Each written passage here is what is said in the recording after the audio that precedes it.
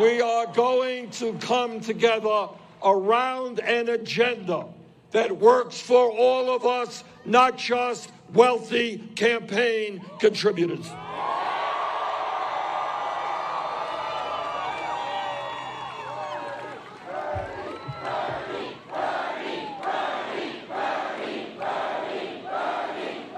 Let me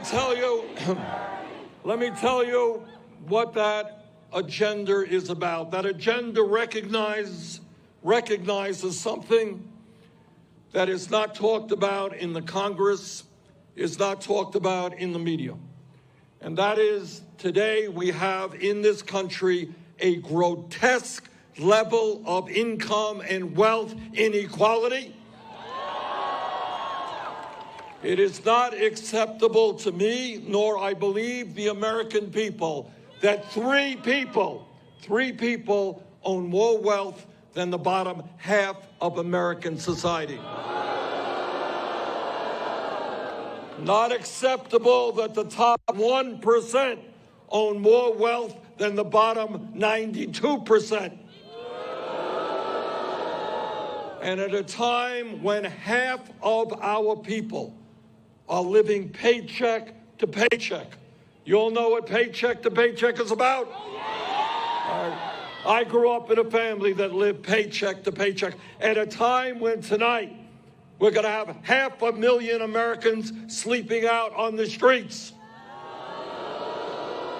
At a time when millions of our people are working 2 or 3 jobs to put food on the table, 49% of all new income goes to the top 1%. So we say to that 1%, and we say to the corporate elite, that gravy train is ending.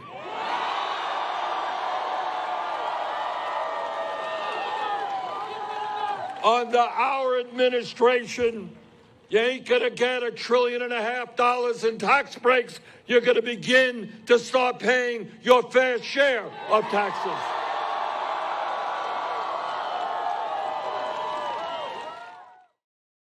Bernie's right. Income and wealth inequality is one of the major issues facing our country.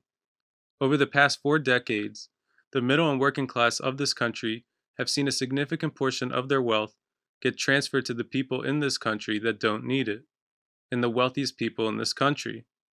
And it isn't right. I mean, we reportedly have millions upon millions of people living in poverty in our country.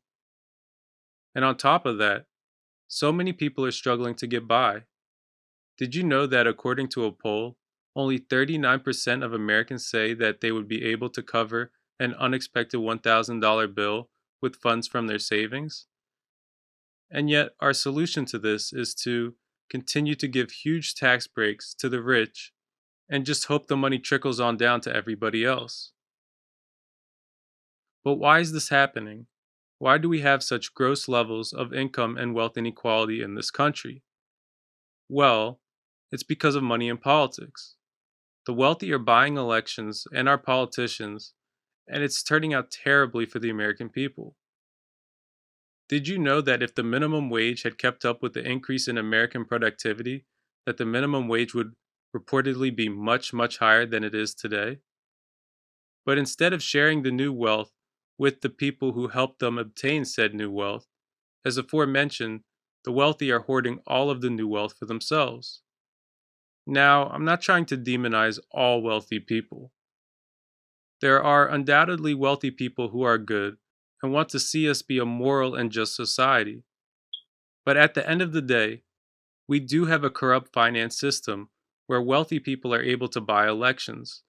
And unfortunately, they do. A lot. And as a result, we have gross levels of income and wealth inequality in this country. And so many people are really struggling to make ends meet.